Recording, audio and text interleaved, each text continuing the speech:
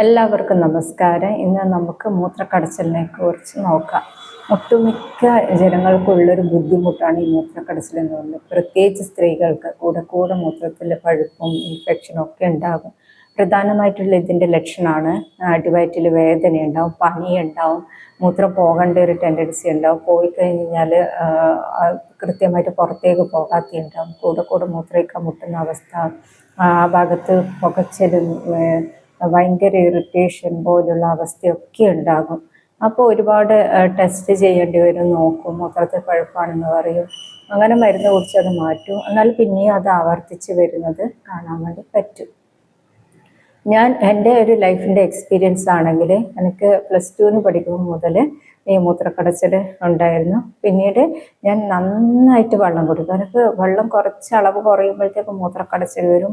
ഭയങ്കര പേടിയായിരുന്നു. അതുകൊണ്ട് ചൂടുവെള്ളം ധാരാളം കുടിച്ചിരുന്നൊരു വ്യക്തിയായിരുന്നു. എൻ്റെ ലൈഫിൽ കുറേ നാൾ എനിക്ക് മൂത്രക്കടച്ചിലും പുകച്ചിലും എരിച്ചിലും ഒക്കെയുള്ള അസ്വസ്ഥതയിലൂടെയൊക്കെ ഞാൻ പോയിട്ടുണ്ടായിരുന്നു. അന്ന് അക്യുപഞ്ചറിൽ വന്നതിന് ശേഷം പച്ചവെള്ളം കുടിക്കാൻ പറഞ്ഞപ്പോൾ ഈ ചൂടുവെള്ളത്തിൻ്റെ അതേപോലെ ഞാൻ ആദ്യം ധാരാളം പച്ചവെള്ളം കുടിച്ചിരുന്നു. പിന്നീടാണ് അറിയുന്നത് ദാഹത്തിനനുസരിച്ച്. പിന്നീട് അത് മാറുന്ന ഒരു സ്റ്റേജിൽ എനിക്ക് മൂത്രക്കടച്ചിൽ വന്നു. അപ്പോൾ ഞാൻ അക്യുപഞ്ചറിസ്റ്റിനോട് ചോദിച്ചപ്പോൾ അവർ പറഞ്ഞതെന്ന് വെച്ചാൽ ഒന്ന് മൂത്രക്കടച്ചിലുണ്ടാകുമ്പോൾ ഒരു 5-10 മിനിറ്റ് ആ ഒരു മൂത്രക്കടച്ചിൽ ഉണ്ടാകാൻ വേണ്ടിയിട്ട് വിട്ട് കളഞ്ഞു കഴിഞ്ഞാൽ പിന്നെ നമുക്ക് ആ ഒരു പെയിൻ ഉണ്ടാകില്ല, അതിനോട് അത് സ്റ്റോപ്പാകും. എൻ്റെ ജീവിതത്തിൽ അത് സംഭവിച്ച സത്യമായിരുന്നു. ഞാൻ ആ ഒറ്റൊരു പ്രാവശ്യം മൂത്രക്കടച്ചിലിൻ്റെ ഒരു വേദന പിന്നീട് അനുഭവിച്ചിട്ട് പിന്നെ ഇതുവരെയായിട്ട് എനിക്ക് അങ്ങനത്തെ ഒരു പ്രോബ്ലമോ ആ ഒരു ചൊറിച്ചിലോ ഇറിറ്റേഷനോ പെയിനോ വേദന ഒന്നും ഉണ്ടായിട്ടില്ല. ഇന്നും ഞാനത് ഫോളോ ചെയ്യുന്നതെന്ന് വെച്ച് കഴിഞ്ഞാൽ ദാഹിച്ചാൽ പച്ചവെള്ളം ആവശ്യത്തിന് മാത്രമേ കഴിക്കുള്ളൂ. പ്രത്യേകിച്ച് മഴക്കാലത്തൊക്കെ വളരെ കുറച്ച് വെള്ളം മാത്രമേ ശരീരത്തിന് വേണ്ടി വരുള്ളൂ. പക്ഷേങ്കിൽ അത് അക്യുപഞ്ചർ രീതി ഫോളോ ചെയ്യുന്ന ആളുടെ കാര്യമാണ്. പക്ഷേങ്കിൽ സാധാരണക്കാർക്ക് പിന്നെയും ഇത് മാറാത്തതെന്ന് വെച്ച് കഴിഞ്ഞാൽ ഒന്ന് അവർ കഴിക്കുന്ന മെഡിസിൻസിൻ്റെ സൈഡ് എഫക്റ്റ് കൊണ്ടുണ്ടാവും. പിന്നെ നിങ്ങൾ കഴിക്കുന്ന ആഹാര ഭക്ഷണ പാനീയങ്ങൾ, അതായത് ചായ കാപ്പിയൊക്കെ ഒരുപാട് കുടിക്കുന്ന ആളാണെങ്കിൽ അത്രയും ഡീഹൈഡ്രേഷൻ ശരീരത്തിനുണ്ടാവും. അതുപോലെയാണ് എണ്ണക്കടികൾ, ബിരിയാണി പോലുള്ളവ, അങ്ങനത്തൊക്കെ എണ്ണ കൂടുതലുള്ളത് അടങ്ങിയത് ശരീരത്തിന് കഴിക്കുമ്പോൾ ശരീരത്തിന് കൂടുതൽ ജലാംശം വേണ്ടി വരും. അപ്പോൾ നമ്മൾ അതിനനുസരിച്ച് ചൂടുവെള്ളമാണ് പിന്നെയും കൊടുക്കുന്നത്. ദാഹത്തിനനുസരിച്ച് വെള്ളം കുടിക്കുന്നില്ല. അതുകൊണ്ട് തന്നെ എന്ന് വെച്ച് കഴിഞ്ഞാൽ ഈ ഒരു പ്രശ്നം കൂടി വരുന്നത് കാണാൻ വേണ്ടി പറ്റും. ഈ മരുന്നൊന്നും ഉപയോഗിക്കാണ്ട് നിൽക്കുന്ന ഒരാളാണെങ്കിൽ നിങ്ങൾക്ക് മൂത്രക്കടച്ചിലുണ്ട്, തീർച്ചയായിട്ടും ഏറ്റവും നല്ലൊരു ചികിത്സാ രീതിയാണ് അക്യുപഞ്ചർ എന്ന് പറയുന്നത്. അതിൽ വന്ന് ആ ഒരു പച്ചവെള്ളത്തിലേക്ക് മാറി നമ്മുടെ ഉറക്കം രാത്രി 9 മണിക്ക് ആക്കി ഒന്ന് മൂത്രക്കടച്ചിലുണ്ടാകുമ്പോൾ കുറച്ച് സമയം വെള്ളമൊന്നും കുടിക്കാണ്ടൊന്ന് ആ ഒരു പെയിന് പോകുന്നവരെ വെയിറ്റ് ചെയ്ത് കഴിഞ്ഞാൽ പിന്നീട് ആ പ്രയാസം മാറി പോകുന്നത് കാണാൻ വേണ്ടി പറ്റും.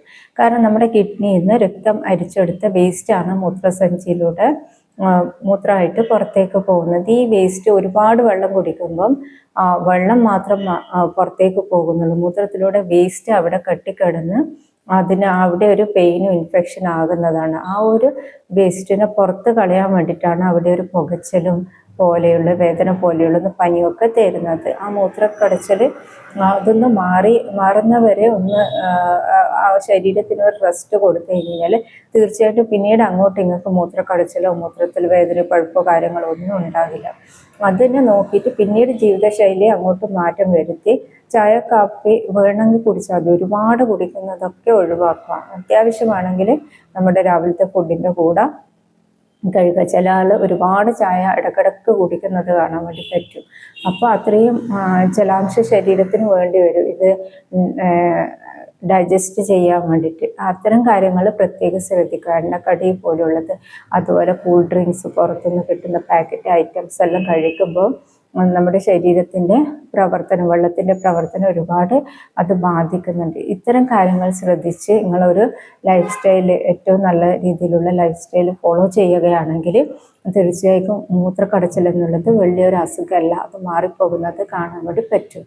എൻ്റെ ലൈഫിൽ അങ്ങനെയായിരുന്നു. ആദ്യം ഭയങ്കര മൂത്രക്കടച്ചിലുള്ള എനിക്ക് കുറച്ച് വെള്ളം കുറച്ചാൽ പോലും ഭയങ്കര പെയിൻഫുള്ളും, ഞാൻ അതിനൊക്കെ മെഡിസിനൊക്കെ എടുത്തിട്ടുണ്ടായിരുന്നു. പക്ഷെ ഇപ്പോൾ അങ്ങനത്തെ ഒരു പ്രശ്നമില്ല.